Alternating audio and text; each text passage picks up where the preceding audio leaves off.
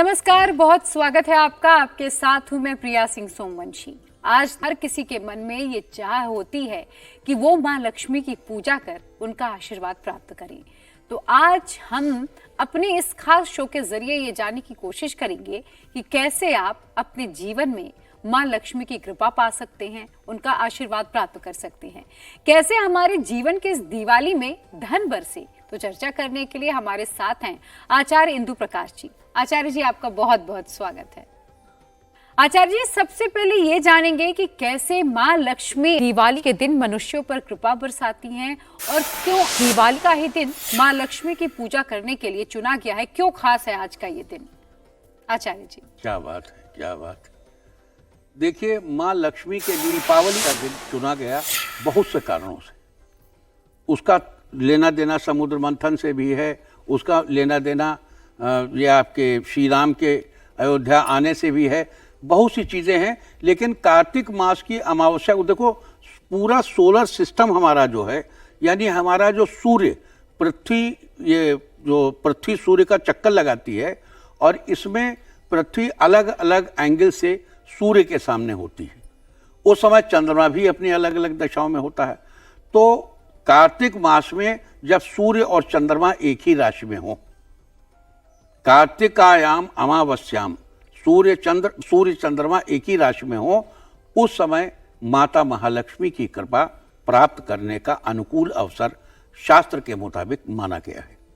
यही कारण है कि दीपावली इसी दिन मनाई जाती है और इसी दिन माता महालक्ष्मी की कृपा पाने के लिए प्रयास किया जाता है। बिल्कुल। तो अब राशियों के बारे में भी आचार्य जी हम चर्चा करेंगे कि कैसे अलग अलग राशियां किस तरह के उपाय करें कि माँ लक्ष्मी की कृपा पूरे साल भर उनके जीवन में बनी रहे। तो सबसे पहले आचार्य जी मेष राशि की बात करें। हाँ, जरूर राशिवार भी चर्चा करेंगे, लेकिन देखो, सबसे महत्वपूर्ण ये है कि आप दीपावली के दिन माता महालक्ष्मी का स्मरण करने के लिए, माता महालक्ष्मी की कृपा प्राप्त करने के लिए माता महालक्ष्मी की सभी प्रकार से पूजा करें। अच्छा, दूसरे जो लक्ष्मी जी को प्रिय वस्तुएं हैं उनको जरूर एकत्र करें। लक्ष्मी जी के जो प्रमुख मंत्र हैं, जैसे ओम श्रीं ह्रीं श्रीं कमले कमलालये प्रसीद प्रसीद श्रीं ह्रीं श्रीं महालक्ष्म्यै नमः, इस मंत्र को जरूर पढ़ें। लक्ष्मी जी का एकाक्षर मंत्र है श्रीं, इसको माया बीज के साथ लगा लें तो लक्ष्मी तो एक स्वरूप, माया स्वरूप ही है। श्रीं ह्रीं श्रीं श्रीं ह्रीं श्रीं, तो इस तरीके से भी आप पढ़ सकते हैं। लेकिन जैसे ऋग्वेद में श्री सूक्त दिया गया है, तो अब ऋग्वेद के इस श्री सूक्त से एक एक ऋचा लेकर राशि वाले अगर विशेष रूप से पढ़ेंगे तो उन पर माता महालक्ष्मी की विशेष कृपा उन्हें प्राप्त होगी। अब राशिवार चर्चा चाहती थी भगवती, तो राशिवार ही चर्चा करते हैं। मेष राशि वाले ये मंत्र पढ़ें। ओम हिरण्यवर्णाम हरिणीम सुवर्ण रजतस्रजाम चंद्राम हिरणमयीम लक्ष्मीम जात वेदो म आवह। इसको फिर से सुनिए। ओम हिरण्यवर्णाम हरिणीम सुवर्ण रजतस्रजाम चंद्राम हिरणमयीम लक्ष्मीम जात वेदो म आवह। इसको मेष राशि वालों को पढ़ना चाहिए। आप वैसे पूरा श्री सूक्त पढ़ सकते हैं, लेकिन इस लाइन को आप 11 बार 21 बार या जो भी पहले आप संकल्प कर लें। देखो, पूजा में संकल्प का बड़ा महत्व है। आपको पूजा करने के पहले पूजा का संकल्प करना चाहिए। आप पूजा के पहले एक संकल्प करिए कि मैं इस मंत्र को 11 बार 21 बार 108 बार 1008 बार पढ़ूंगा। तो मेष राशि वालों को ये जो हमने आपको पंक्ति भी बताई, इस पंक्ति का जप जरूर करना चाहिए। आचार्य जी, आपने संकल्प का जिक्र किया, संकल्प कैसे करना चाहिए, क्या इसका भी कोई नियम है? क्योंकि बहुत सारे लोग कहते हैं हाथ में कुछ आप दक्षिणा रखें, द्रव्य रखें और उसके बाद ही संकल्प करें। किस प्रकार से संकल्प करना चाहिए? नहीं, देखो, ये सभी बड़े बड़े रॉन्ग नोशंस हैं। रॉन्ग नोशन यूं कि अब हाथ में दक्षिणा द्रव्य काहे के लिए रखेंगे, किसी को देना तो है नहीं। वो जब रक्षा करंट बंधवाते हैं लोगों से, ये न बद्धो बली राजा, तब हाथ में कुछ दक्षिणा रख ली जाती है और वो पंडित जी को दे दिया जाता है। लेकिन संकल्प लेने के लिए हाथ में जल और अक्षत लेते हैं। संकल्प का सीधा संबंध आपके माइंड को ईथर में फोकस करने से है। आप अपने माइंड को फोकस करके कॉस्मॉस में जो परम पिता का विशाल स्वरूप है, उस विशाल स्वरूप को ध्यान करते हुए ये कहते हैं, और उसमें कुछ जगहों पर वर्णन है कि ओम, मतलब वो पूरा कहते हैं कि इस वर्ष में, इस ऋतु में, इस तिथि को, इस समय मैं फला गोत्र में उत्पन्न फला का पुत्र, मैं ये संकल्प करता हूँ। वो एक लंबा सा है, जैसे श्रावणी उपाकर में बड़ा लंबा संकल्प पढ़ा जाता है कि अप्राप्त लक्ष्मी प्राप्त्यर्थम प्राप्त लक्ष्मी चिरकाल स्थैर्यर्थम, मतलब वो तरह तरह के संकल्प पढ़ते हैं। लेकिन संकल्प का सीधा संबंध आपकी मेधा और कॉस्मॉस की मेधा दोनों के बोसांस के मिल जाने। अब यहाँ हम फिजिक्स का शब्द इस्तेमाल कर रहे हैं। जो 14-15 तरह के बोसान बताए गए हैं, उनमें कुछ बोसान ऐसे भी हैं जो हमारे, जैसे कुछ जेड बोसान हमारी इच्छा को कॉस्मॉस के अंतिम क्षण तक ले आने में सफल है। इसी को अभी बीच में गॉड पार्टिकल कह करके इस पर रिसर्च हो रही थी कि गॉड पार्टिकल है, इस पर रिसर्च करो। तो हम ये जो संकल्प लेते हैं, it relate to Z boson, और जेड बोसान को हमारी इस संकल्प की सूचना देते। ये संकल्प हमारा कॉस्मॉस में जाता है, वहां दर्ज होता है, और फिर हम उस संकल्प के मुताबिक अपने कृत्य को संपन्न करते हैं। जो हम कहते हैं कि हम इतना मंत्र पढ़ेंगे, उतना मंत्र हम पढ़ते हैं, फिर वो मंत्र पढ़ने से कॉस्मॉस हमको उसका रिजल्ट देता है। क्योंकि हमारे कॉस्मॉस का स्वामी, हमारे जो सौर मंडल है उसका स्वामी सूर्य है, इसलिए सूर्य देव हमको हमारा कुछ रखते नहीं। सूर्य किसी का उधार नहीं रखते। जो सूर्य के निमित्त दान करता है उसको करोड़ों गुना करके वापस कर देते हैं, किसी का नहीं रखते। वैसे ही संकल्प पूर्वक किया गया यज्ञ, संकल्प पूर्वक किया गया अनुष्ठान, संकल्प पूर्वक पढ़ा गया मंत्र आपको निश्चित रूप से कई गुना रिजल्ट बहुत जल्दी देता है, वेरी सून। तो हम लोग बात कर रहे थे कि किस राशि वाले को सी सूक्त के किस ऋचा का पाठ करना चाहिए जी। अब हम बात करेंगे वृष राशि वालों की। तो वृष राशि वालों को धन पाने के लिए यह मंत्र पढ़ना चाहिए, ताम म आवह जात वेदो लक्ष्मी मनपगामिनीम यस्याम हिरण्यम विंदेयम गामश्वम पुरुषानहम। इसको फिर से सुनिए, ताम म आवह जात वेदो लक्ष्मी मनपगामिनीम यस्याम हिरण्यम विंदेयम गामश्वम पुरुषानहम।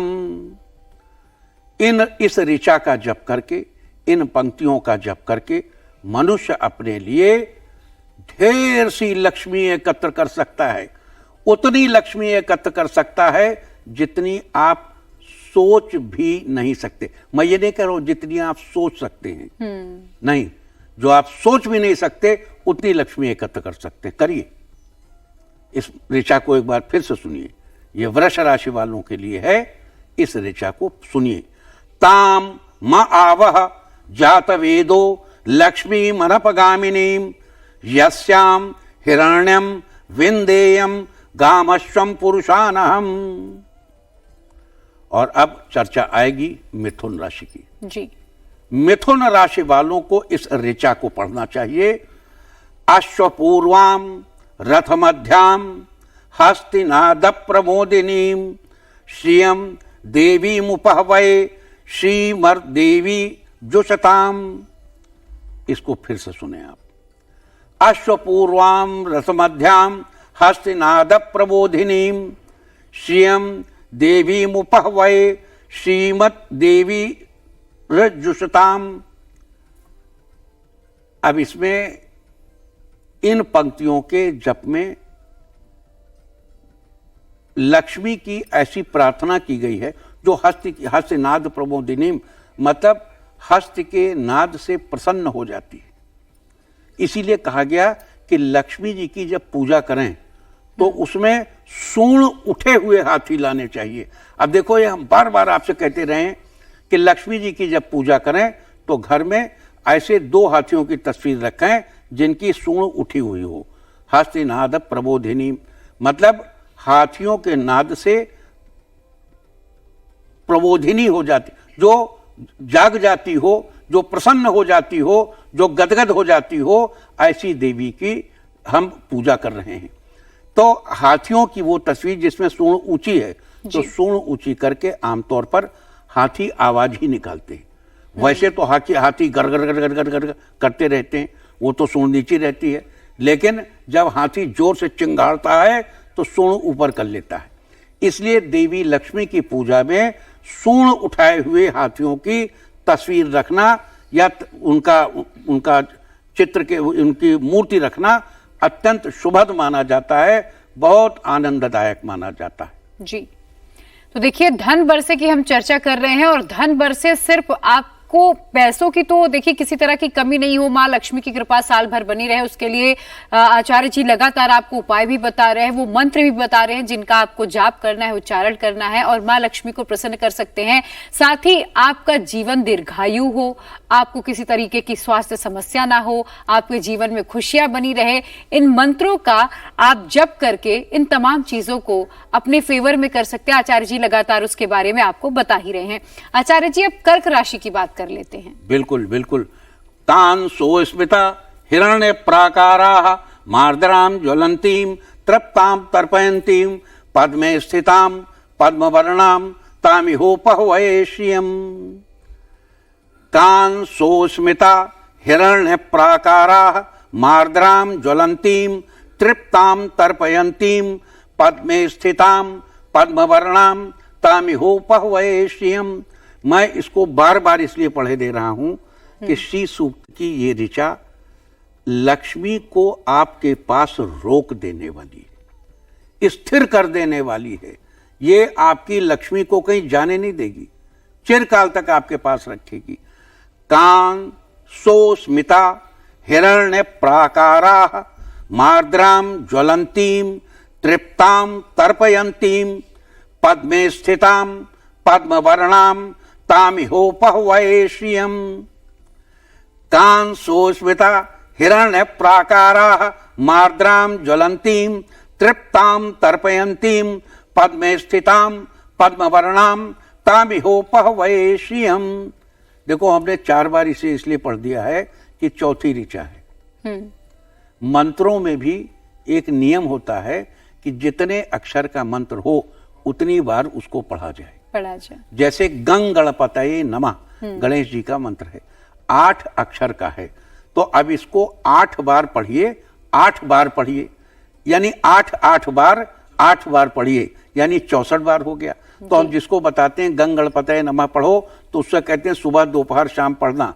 सुबह नहा धो करके जब नहाओ तब पढ़ लेना, ना नहाओ तो मत पढ़ना।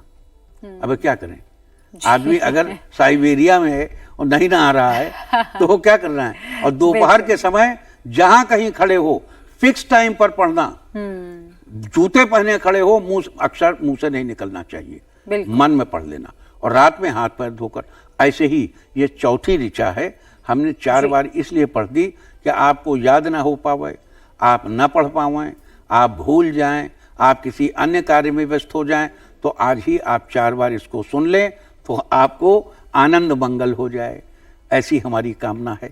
और अब जरूर आप हमसे कहेंगी सिंह राशि का बताओ। लेकिन उससे पहले एक प्रश्न भी है आचार्य जी।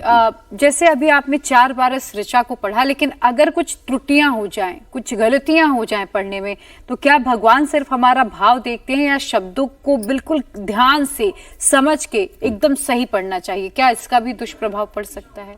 मैं डराने के लिए नहीं पूछ रही हूँ। हाँ भाई देखो, डराओ तो नहीं किसी को। देखो, ये कहा जाता है कि अगर आप सही न पढ़ें तो नुकसान हो जाता है। ये बात आंशिक रूप से सही भी है और आंशिक रूप से गलत भी है। आप अगर भावपूर्वक पूजा कर रहे हैं तो जैसे हम बचपन में देखते थे, हमारे एक मामा जी थे, तो वो मतलब हमको लगता है ज्यादा पढ़े लिखे नहीं थे, वो दुकान करते थे, सुबह आते थे टहल घूम के नहा धो के, और जने क्या क्या कहते थे कि जिव्या तो वाही भली निस्दन भस्ती राम और रमे रामे मनोरमे एक साथ कई चीज़ों को मिला के पढ़ते थे और उनके ऊपर ही भगवान की बड़ी कृपा रहती थी। तो हमको ये नहीं समझ में आता था, हमारे बाबा जो है वो तो इतना तगड़ा जो दुर्गा सप्तशती पढ़ते हैं, उनके ऊपर इतनी कृपा नहीं जितनी इनके ऊपर कृपा है। तो अब प्रश्न ये है कि भगवान भावना में वास करते हैं, ये बिल्कुल सही है, लेकिन दूसरी तरफ अगर देखें तो भगवान शब्दों को जो बनाया गया है उन शब्दों का निर्माण हमारे वर्टिब्रल कॉलम्स को कोरिलेट करता है। हमारा जो रीढ़ इससे वर्टिब्रल कॉलम जाती है, जहां इसके जॉइंट हैं उनसे जिस भाव से हवा निकलती है, एयर निकलने का जो जॉइंट है, उससे ऐंग रींग श्रींग क्लिंग ये सारे लेटर्स वहीं से लिए गए हैं। देवनागरी स्क्रिप्ट के ज़्यादातर लेटर्स हमारे वर्टिब्रल कॉलम से उठाए गए हैं। ये हमारे स्वर और व्यंजन को नियंत्रित करते हैं। जैसे हम शब्द बोलते हैं, कांसो स्मृता हिरण्य प्राकारा हम आद्राम ज्वलंतीम तृप्ताम तर्पयंतीम पद्मे स्थिताम पद्मवर्णाम तामिहोपहवये श्रियम, तो ये हमारे वर्टिब्रल कॉलम के एक सर्टेन सिस्टम को एक बिल्कुल ठीक ढंग से ये ताधीना दूधीना ताधीना वो संगीतमय ढंग से बजा रहा है जी। इससे हमारे इंडोक्राइन्स पर इंपैक्ट आता है, which decides our attitude, and in this world attitude is everything. इन्हीं आंखों से आप गिड़गिड़ाते रहते हैं और आदमी आपकी बात नहीं सुनता है, इन्हीं आंखों से आप देख लेते हैं तो आदमी की पैंट गीली हो जाती है। फर्क क्या है एटीट्यूड का? टू जनरेट दैट एटीट्यूड, ये जो साइंटिफिक सिस्टम है, जो स्वर और व्यंजन का सुनिश्चित सिस्टम है, ये बेहद जरूरी है, ये इसी निश्चित रूप में होना चाहिए। अब जैसे आपने पूछा कि अगर गलती हो जाती तो नुकसान भी होता है, डराने नहीं, कोई डरने की बात नहीं। आप भीषण मिस्टेक न करें। जैसे भार्याम रक्षतु भैरवीम, दुर्गा सप्तशती कहती है कि भार्याम रक्षतु भैरवीम, भार्या की रक्षा भैरवी स्वरूप करे देवी का। आप दुर्गा सप्तशती पढ़ रहे हैं, आप कह रहे हैं देवी में ये इसकी रक्षा करे, इसकी रक्षा करे, ये इसकी रक्षा करे, तो उसमें कहा जाता है एक साथ पढ़ने लगे भार्याम भक्षतु भैरवीम, भक्षतु माने खा जाए, अर्थ का अनर्थ ना हो, तो रिक्वेस्ट करने लगे। जब अर्थ का अनर्थ कर दोगे तो फिर रिजल्ट अनर्थ आएगा ना। आप अगर कोई छोटा मोटा डिक्शन में मिस्टेक है तो आप परेशान नहीं होइए, उसके लिए डरने की बात नहीं है, लेकिन कोई भीषण मिस्टेक ना हो, वरना तो देखो ये शब्द स्वर व्यंजन they are very important.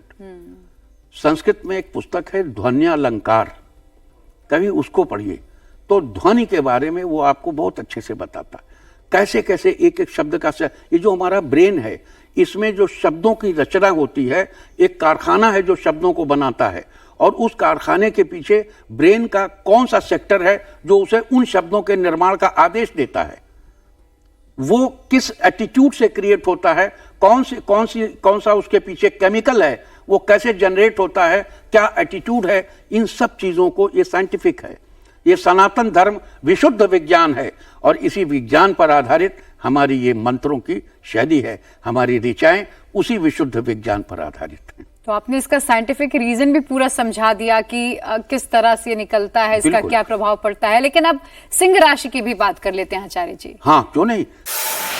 Singh राशि वालों को अपना जीवन बदलने के लिए ये मंत्र पढ़ना चाहिए, ये ऋचा पढ़नी चाहिए। चंद्राम प्रभासाम यशसा ज्वलंतीम श्रियम लोके देवजुष्टाम उदाराम ताम पद्मिनीमीम शरणमहं प्रपद्ये अलक्ष्मीर में नश्यताम त्वाम व्रणे। इसमें कह रहे हैं कि मेरी अलक्ष्मी नष्ट हो जाए, हे लक्ष्मी मैं तुम्हारा वर्ण करता हूं। चंद्राम प्रभासाम यशसा ज्वलंतीम श्रियम लोके देवजुष्टाम उदाराम ताम पद्मिनीमीम शरणमहं प्रपद्ये अलक्ष्मीर में नश्यताम त्वाम व्रणे। इस ऋचा का पाठ करना चाहिए, इस ऋचा के पाठ से परम आनंद की प्राप्ति होती है। और अब बात करेंगे कन्या राशि की। बिल्कुल, कन्या राशि वालों को दीपावली के दिन इस ऋचा का जप करना चाहिए। आदित्य वर्णे तपसोधिजातो वनस्पतिस्तव वृक्षोथ बिल्वः तस्य फलानि तपसा नुदन्तु मायांतरा याश्च बाह्या अलक्ष्मी है। इसको फिर से पढ़ता हूं जी। आदित्य वर्णे तपसोधिजातो वनस्पतिस्तव वृक्षोथ बिल्वा तस्य फलानि तपसा नुदन्तो मायांतरायाश्च बाह्या अलक्ष्मी। इस ऋचा को अवश्य पढ़ना चाहिए, इससे अलक्ष्मी दूर हो जाती है और माता आपके जीवन में लक्ष्मी माता की कृपा आपको प्राप्त होती है। सभी प्रकार की बाधाएं नष्ट हो जाती हैं, जीवन से जितना अलक्ष्मी है सब नष्ट हो जाता है, कहीं पैसे की कमी नहीं पड़ती। 1 पैसे की जरूरत है 4 पैसे आते हैं, 1 खर्च करो 3 बचा लो फ्यूचर के लिए। तो ये उपाय तो मेरे लिए था, जैसे मैंने पहले भी बताया कि कन्या राशि मेरी राशि थी, लेकिन अब तुला राशि की भी बात कर लेते हैं आचार्य जी। उनके लिए कौन सा मंत्र, कौन सी ऋचा है जिसका वो जाप करें तो दिवाली के दिन से उनका जीवन पूरे साल भर बदल सकता है, माँ लक्ष्मी की कृपा उन पर बनी रह सकती है? बिल्कुल बिल्कुल। उपैतु माम देव सखः कीर्तिश्च मणिना सह प्रादुर्भूतोऽस्मि राष्ट्रेऽस्मिन् कीर्ति वृद्धिम ददातु मे। उपैतु माम देव सखः कीर्तिश्च मणिना सह प्रादुर्भूतोऽस्मिन् राष्ट्रेऽस्मिन् कीर्ति वृद्धिम ददातु मे। इसको एक बार फिर से सुनिए जी। उपैतु माम देव सखः कीर्तिश्च मणिना सह प्रादुर्भूतोऽस्मि राष्ट्रेऽस्मिन् कीर्ति वृद्धिम ददातु मे। ये रही तुला राशि की चर्चा। इस ऋचा के पाठ से तुला राशि वाले वर्ष पर्यंत आनंद मंगल कर सकते। तो चलिए अब आगे हम बात करेंगे वृश्चिक राशि वालों की। आचार्य जी, वृश्चिक राशि वालों के लिए भी बताइए कौन सा उन्हें मंत्रोच्चारण करना चाहिए? अब देखो, यहाँ बार बार आपसे चर्चा करेंगे, आप बार बार मंत्र कह रहे हो जी, है ना? हालांकि आप गलत नहीं हो, यू आर नॉट रॉन्ग। मननात् त्रायते इति मंत्र, जो मनन करने से रक्षा करे वही मंत्र है जी। बहुत बढ़िया, अच्छा है। लेकिन यहां ये जो हम पढ़ रहे हैं ये ऋग्वेद के श्री सूक्त की ऋचाएं हैं, इसलिए इनको ऋचा कहना ही समीचीन है जी। तो वृश्चिक राशि वालों के लिए क्षुत पिपासाम अलाम ज्येष्ठाम अलक्ष्मीम नाशयाम्यहम अभूतिर्मे समृद्धिम च सर्वाम निर्णुद मे गृहात। फिर से सुनिए। क्षुत पिपासाम अलाम ज्येष्ठाम अलक्ष्मीम नाशयाम्यहम अभूतिम असमृद्धिम च सर्वाम निर्णुद मे गृहात। अब वृश्चिक राशि वालों को कहना चाहिए कि अलक्ष्मी, अभूत, असमृद्धि, ये सब ज्येष्ठा बड़ी जो अलक्ष्मी है, ज्येष्ठा लक्ष्मी जी, यानी अलक्ष्मी, ये सब हमारे घर से दूर हो जाएं और हमको माता की कृपा प्राप्त हो। तो इस ऋचा का नियमित जप करना चाहिए। बिल्कुल। और अब बात करेंगे धनु राशि की। बिल्कुल। और धन कैसे उनके जीवन में उनकी बारिश हो, कैसे धन की, स्वास्थ्य की, अच्छा स्वास्थ्य बना रहे, उनके जीवन में कल्याण हो, तो उसके लिए धनु राशि के लिए क्या ऋचाएं हैं? एक ही ऋचा है, एक ही ऋचा काफी है। वैसे तो उसमें 16 ऋचाएं हैं ऋग्वेद के श्री सूक्त में, लेकिन आप 16 ऋचाएं पढ़िए। धनु राशि वाले जीवन बदलने के लिए इस ऋचा का जप करें। गंधद्वाराम दुराधर्षाम नित्य पुष्टाम करीषिणीम ईश्वरीम सर्वभूतानाम तामिहोपहवये श्रियम। गंधद्वाराम दुराधर्षाम नित्य पुष्टाम करीषिणीम ईश्वरीम सर्वभूतानाम तामिहोपहवये श्रियम।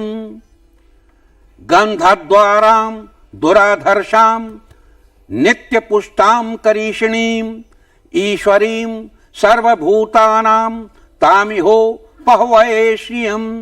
देखिए, मैं बार बार और इस शब्द संधि विग्रह को तोड़ तोड़ के धीमे धीमे और कई बार इसलिए पढ़ रहा हूं कि हमारे जो दर्शक हैं उनके कानों में घुस जाए, उनके दिमाग में घुस जाए, उनके दिमाग में सेट हो जाए और कहीं कोई चीज चूकने न पाए और सब कर लें और बढ़िया से डिक्शन में कर लें और जीवन में धन बरसता रहे उनके। बिल्कुल बिल्कुल, ये तो सबसे इंपॉर्टेंट है। देखो, बिना धन के तो कुछ संभव ही नहीं। बिल्कुल। दुर्गा सप्तशती में भी अभी हमने कहा था, राजद्वारे महालक्ष्मी, राजद्वार में तो महालक्ष्मी ही रक्षा करती जी। तो आचार्य जी अब अगली राशि की ओर बढ़े। मकर जी। चलिए साहब, मकर राशि वालों को महालक्ष्मी की कृपा पाने के लिए ये मंत्र जपना चाहिए। मनसः काम माकूतिम वाचः सत्यमशीमहि पशूनां रूपमन्नस्य मयि श्रीः शयतां यशः। मनसः काममाकूतिम वाचः सत्यमशीमहि पशूनां रूपमन्नस्य मयि श्रीः शयतां यशः। इस ऋचा का, इन पंक्तियों का जी मनन करना चाहिए, अर्थात मंत्र रूप में पढ़ना चाहिए। इसका मनन करने से निश्चित रूप से मनसः काममाकूतिम वाचः सत्यमशीमहि पशूनां रूपमन्नस्य मयिषीः शयतां यशः। इससे मनुष्य को धन, लक्ष्मी, यश, वैभव, कीर्ति, वृद्धि सब कुछ प्राप्त होता है। और अब बात करेंगे कुंभ राशि की। जी आचार्य जी।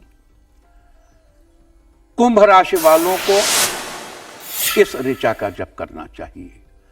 कर्दमेन प्रजाभूता मयि संभव कर्दम श्रियं वासय मे कुले मातरम पद्ममालिनीम। कर्दमेन प्रजाभूता मयि संभव कर्दम श्रियं वासय मे कुले मातरम पद्ममालिनीम। कर्दमेन प्रजाभूता मयि संभव कर्दम श्रियं वासय मे कुले मातरम पद्ममालिनीम। आचार्य जी, अब मीन राशि की बात कर लेते हैं। मीन राशि वालों शुभता पाने के लिए इस ऋचा का जप करें। आपः सृजन्तु स्निग्धानि चिकलित वसमे गृहे निच देवी मातरम श्रियं वासय मे कुले। आपः सृजन्तु स्निग्धानि चिकलित वसमे गृहे निच देवीं मातरम श्रियं वासय मे कुले। क्या बात है! मतलब जगत जननी पराम्बा भगवती महामाया का इन शब्दों के साथ आपः सृजन्तु स्निग्धानि चिकलित वसमे गृहे निच देवीं मातरम श्रियं वासय मे कुले। अत्यंत सुंदर। इससे जगत जननी की गजब कृपा होगी और घर में इतना धन आएगा कि आप खर्च करते करते थक जाओगे, फिर भी पूरा नहीं होगा, मतलब खत्म नहीं होगा। निश्चित रूप से आपके घर में धन का एक बड़ा भंडार मौजूद होगा। अब धन बरसने वाली ऋचाएं तो आचार्य जी आपने बता दी, कैसे जीवन बदला जाए इन ऋचाओं को उपयोग में लाके अपने इसका जाप करके। लेकिन क्या इसका भी कोई खास नियम है कि ऋचाओं का अगर आपको पाठ करना है, जप करना है, तो किस तरह से हमें पवित्रता बरतनी चाहिए? क्या किसी खास प्रकार की माला का भी इसमें उपयोग करना चाहिए? तो इसमें सबसे महत्वपूर्ण बात यह है कि इन ऋचाओं का जप करने में, इन पंक्तियों का जप करने में, माता महालक्ष्मी की उपासना करने में सबसे महत्वपूर्ण है आपका एटीट्यूड, आपकी शुद्धता, आपकी मन, वाणी और कर्म से शुद्धता। लक्ष्मी की कृपा पाना आपका कर्तव्य है और उसके लिए शुचिता बहुत आवश्यक है, सफाई बहुत आवश्यक है। मन, वाणी, कर्म और समृद्धि भी उतनी ही आवश्यक है।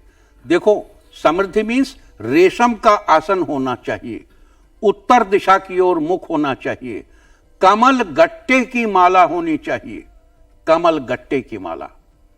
और अगर स्थिर माला रखनी है तो स्फटिक की रख लीजिए, क्रिस्टल की रख लीजिए। वो ना अवेलेबल हो तो रुद्राक्ष की माला से जप कर सकते। तो इन मालाओं से जप करने से माता लक्ष्मी परम प्रसन्न होती हैं और स्फटिक की माला इनमें श्रेष्ठतम है। क्यों? वो अभी ताजी कमल गट्टे से, जो कमल गट्टे की माला है वो श्रेष्ठतम है। वो ताजा निकला कमल के फूल का बीज है, उस बीज से बनाई गई माला से माता लक्ष्मी तो पद्ममालिनी, पद्म में निवास करने वाली, और उसके बीज से बनाई गई माला से जो मंत्र जपा जाएगा उससे तो परम गदगद हो जाने वाली है। और यदि स्थिर आपको माला चाहिए तो आप क्रिस्टल की माला ले सकते हैं, आप उसकी स्फटिक की माला ले सकते हैं, नो प्रॉब्लम। और कुछ ना मिले तो अपना भगवान शंकर का रुद्राक्ष तो है ही, उस पर तो आप किसी का भी जप कर सकते हैं, उससे करिए। और अच्छी माला से अच्छी दिशा में दिव्य वस्त्र धारण करके, उत्तम सुगंधादि लगाकर और तब आप माता का जप करिए, माता परम प्रसन्न होंगी आपसे।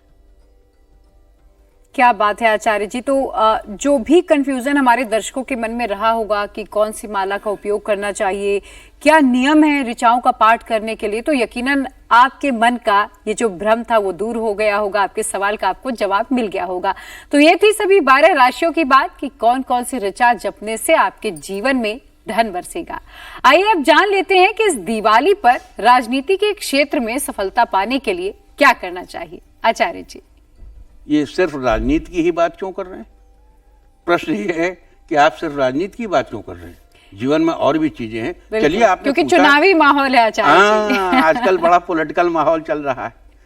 आर्द्राम पुष्करिणीम पुष्टिम पिंगलाम पद्ममालिनीम चंद्राम हिरणमयीम लक्ष्मीम जातवेदो आवह। अगर राजनैतिक सफलता चाहिए, राजनीति में सफलता चाहिए, तो आर्द्राम पुष्करिणीम पुष्टिम पिंगलाम पद्ममालिनीम, आर्द्राम पुष्करिणीम पुष्टिम पिंगलाम पद्ममालिनीम चंद्राम हिरणमयीम लक्ष्मीम जातवेदो म आवह। आर्द्राम पुष्करिणीम पुष्टिम पिंगलाम पद्ममालिनीम चंद्राम हिरणमयीम लक्ष्मीम जातवेदो म आवह। इस ऋचा का जप करने से आप बड़े बड़े राजनीतिक पदों पर विराजमान होंगे। जीवन आपका राजनीतिक सफलता का दूसरा नाम बन जाएगा और जिधर दृष्टि डाल देंगे वह परिक्षेत्र आपकी सेवा में होगा। बिल्कुल। और देखिए आचार्य जी, इन दिनों महाराष्ट्र और झारखंड में तो चुनावी माहौल है, अब ज्यादा वक्त वोटिंग के लिए बचा नहीं है, तो उन्हें क्या उपाय करना चाहिए आचार्य जी ने वो भी बता दिया। लेकिन अब जान लेते हैं कि इस दिवाली पर स्पोर्ट्स के क्षेत्र में सफलता पाने के लिए क्या करना चाहिए। तो आचार्य जी, हमारे एथलीट्स के लिए, हमारे खिलाड़ियों के लिए, प्लेयर्स के लिए भी कोई सलाह? क्या बात है, इस बार हमारे प्लेयर्स ने तो बहुत अच्छा किया। बिल्कुल। इंटरनेशनल ओलंपिक में तो बड़ा जबरदस्त किया और बहुत मतलब वर्ल्ड कप भी आया क्रिकेट में, वर्ल्ड कप हॉकी आया, में भी हम मेडल लेके आए। हाँ बिल्कुल बिल्कुल। वो ओलंपिक में देखिए, वो हमारे भाला फेंक ने कितनी दूर तक भाला फेंका। बिल्कुल। हाँ। और मजे की बात यह है कि उसकी बेचारे की उतनी बात भी नहीं हुई जितनी उसने सफलता हासिल की। जब उसने दूसरी बार भाला फेंका तो पिछले विश्व रिकॉर्ड को तोड़ दिया। ये तो चांस की बात है। देखो, इट इज ऑल कोइंसिडेंस। इसी को ग्रह नक्षत्र, और इंजर्ड भी थे वो उस वक्त। He was injured at the same time. तो उस आदमी की सफलता को बार बार नमस्कार किया जाना चाहिए। और वो जो बच्चे उसमें और मनु भाकर शूटिंग में मेडल, हाँ, तो प्रभु इन सब का कल्याण करें। और जिंदगी एक खेल है, हम सब रोज सुबह से लेकर शाम तक जिंदगी को खेलते हैं और जिंदगी के इस खेल में सीखते हैं कि हार कर भी निराश नहीं होना चाहिए और जीत कर भी अहंकार से नहीं भर जाना चाहिए। तो जीवन के इस खेल में सफलता पाने के लिए आर्द्राम या करिणीम यष्टिम सुवर्णा हेममालिनीम सूर्याम हिरणमयीम लक्ष्मीम जातवेदो म आवह। देश के खिलाड़ियों से अनुरोध है कि वो इसको निश्चित रूप से रोज करें। आर्द्राम यह करिणीम, फिर से सुनिए, आर्द्राम यह करिणीम यष्टिम सुवर्णा हेममालिनीम सूर्या हिरणमयीम लक्ष्मीम जातवेदो म आवह। आर्द्राम यह करिणीम यष्टिम सुवर्णा हेममालिनीम सूर्याम हिरणमयीम लक्ष्मीम जातवेदो म आवह।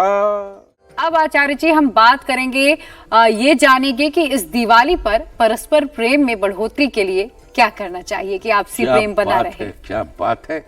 देखो, इस संसार का जो मूल है, इस दुनिया में हम एक पत्ता भी अपनी मर्जी से नहीं खड़का सकते, एक पत्ता भी नहीं हिला सकते, लेकिन दो चीजों की स्वतंत्रता है। एक ज्ञान प्राप्त करने की, दूसरा प्रेम करने की। यहां याद दिला दूं कि भक्ति प्रेम का एक हिस्सा है। जो धार्मिक प्रेम है वो भक्ति है, लेकिन प्रेम विशालकाय है। तो पारस्परिक प्रेम की वृद्धि के लिए पूछा गया यह प्रश्न बड़ा ही सुंदर है।